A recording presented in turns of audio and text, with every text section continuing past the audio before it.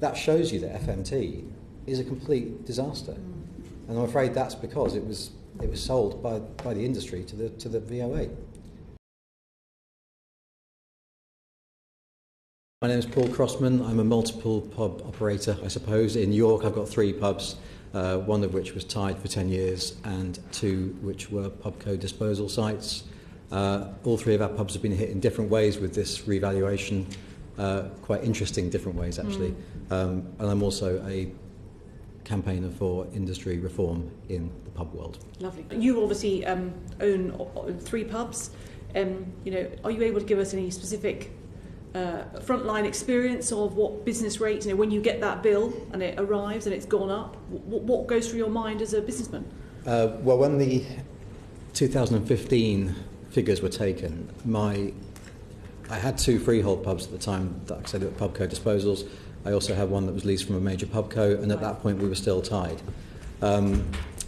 And I was, having been quite a prominent campaigner for the pubs code, my pubco knew that I was going to apply for market rents only, which was to opt out of the beer tie, which had been very difficult for a lot of people actually, but I was very early in the process. My lease renewal came at that point, and it was at the same time that we got hit with revaluation. Right. And I can say without a shadow of a doubt, if we hadn't secured a free of tie deal, I wouldn't have stayed at the pub. Right. That's the difference it made. It went up by 60% for that particular pub. There was no material change to the building. There was no material change in any sense other than the fact that we were trading well. So I immediately got on the phone to the VOA and said, we're overtrading. You are rentalising our goodwill, or rather rating it, which is obviously not meant to happen. And the response, I said basically what you've done is you've got 10% of my turnover, my declared turnover from 2015. And they said, yes, it's up to you to now convince us that you are overtrading. Now, having been a pubco tenant for 10 years, I can assure you that is virtually impossible to convince people that you're overtrading. You have to get expert help to do that. You need to get somebody, a RICS surveyor to represent you. You pay for that. I was warned that the check challenge appeal process was going to be a nightmare by 2 local surveyors, actually, both RICS. So if I hadn't got my free of tie deal, that pub would have gone back to the pubco and become a chain pub, which was the worst possible outcome from my point of view. The 2 free of tie pubs also got hit with increases. One got hit with a 60% increase, but it started from a much lower base than Swan, my tied pub. Our other free of tie pub got hit with a 640% increase.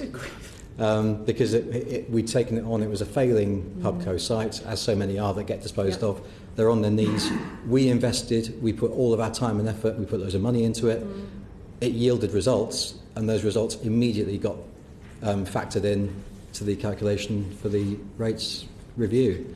With all of that in mind, I'm just conscious that you all reacted one way or another when the conversation in the previous panel turned to the idea of a turnover tax. So I wonder if any of you would like to add to that conversation about the idea. We already have one. Well, who wants to go first? Well, Mr. Crossman, you've got the floor. Why don't you go? We already have one. We have a turnover tax.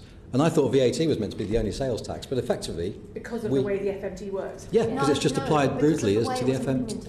It's applied brutally to the turnover. FMT, there's not even an attempt to assess proper FMT. There's no attempt to disregard goodwill or investment or all the things that methodology is meant to disregard. And I'm afraid to come back to it, it's exactly the same in the tied pub world. If you are in a rent review, your goodwill, it's taken against you. It's just totally disregarded. And in fact, if you're in a rent review negotiation with your pubco and you have a RICS surveyor that comes in, with the initial bid, it will be higher than you've ever done. It'll be based on more trade than your pub's ever done. And I guarantee that's the story for every licensee that I know. FMT is a dark art. It's practiced by a few kind of like a little club almost of specialist valuers. Sure. And it's their territory, and you cannot encroach on it. You have to employ them to do that. Yeah. It's not transparent. It's very, very elastic. It's really far too malleable, and it needs to be more transparent. We need a simpler, more transparent system. I wanted to ask actually about rental values and business rates. It was touched upon with the last panel and the sort of historical linkage between any reduction in business rates simply being a windfall for landlords because they can obviously charge higher rent, and market forces would indicate that they will. I'm getting a thumbs up. That, I think that's the absolute crux of the situation that pubs are in, the mess they're in now. I think it's a result of exactly what you're talking about. The last significant negotiations between the VOA and the industry were conducted with the Trade-Related Valuation Group, which is part of RICS. The outcome was this system, which I know it vaguely relates back to the old brewery days, but FMT was a new construct, it's a new idea. It relates to the profits method whereby rents are assessed within the industry, but it's different to the profits method because it's got this 10%-ish, between 9 and 12 or whatever, depending on the type of pub. It's like a straight percentage calculation based on a notional FMT. And there are so many elastic variables within this system that it's, I'm going to be blunt, sorry, I think it's totally corruptible, and I think it has been corrupted. And I think if you look at when the VOA agreed this system with the Trade-Related Valuation Group, it says a lot that the person chairing the group was the National Rent Controller for Enterprise Inns. I think if you're going to look at the way this benefits pubcos, you need to think about the fact that at that point they had huge estates, 8,000 each, the two big ones, of pubs.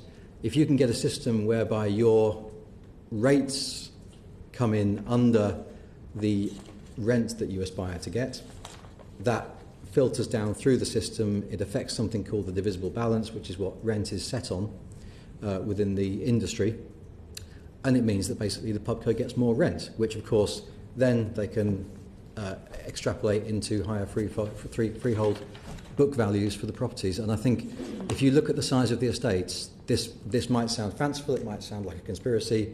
There is ample evidence to suggest that the industry were quite gleeful about the way they persuaded the VOA to adopt this system.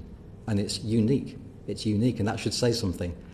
I just want to pick up on what the British Beer and Pub Association said in their evidence to us, which is that there was a declining number of valuation officers with pub expertise. Paul, Mandy, why do you think that is, and what can be done to correct it? I would entirely expect the BBPA to offload the blame onto the VOA. Yeah.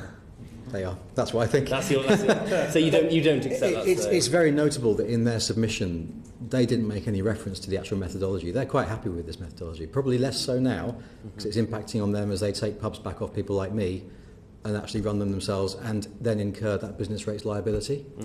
In the past, when it's been hard-pushed licensees on suppressed profits who've had to find all of the business rates, not an issue for them at all. It might be now, but it's interesting that they choose to talk about the lack of expertise in the VOA rather than any systemic issue. Our business do actually provide quite an important social and cultural community function. Sure. All three pubs, you've been to my three pubs, they're all embedded in their local communities. Yes, very much so. And there's a lot of evidence to suggest that pubs are really good for community welfare. Definitely. I would like to see that reflected in the system for pubs like ours. We're so different to a city centre, industrial, alcohol shifting, massive bar, you know. We do a different thing, and the system doesn't sufficiently recognise that. I think one thing that I really would stress is that this is causing genuine problems with pubs, genuine problems with the high street in general. We're all desperately worried about the state of the high street. This is something that has to be dealt with. It has to be transferred away from that. That burden needs to be moved away to give us a chance. If you had to think of one improvement to the current system that would make life better for you, what would you do? I'd like to think that it could be made, the FMT could be made to work, but I just don't. I think that the industry is too adversarial. You know, the interests of operators are so at odds with the interests of business owners. Okay. It's just simply not going to work. I'm sorry. So what is going to work? What would change, would make a difference? The only way that I can think is that you consult with, not just with the industry, but with operators and come up with a collective solution. Before the budget, every pub sector body was broadly signed up to the methodology used for valuing pubs and had lent its support to the principles set out in the Valuation Officer's Guide. But since the budget, these same sector bodies have withdrawn their support. The government acknowledges their concerns and will therefore be carrying out a review of the pub valuation methodology, which will report in time to be implemented at the next revaluation.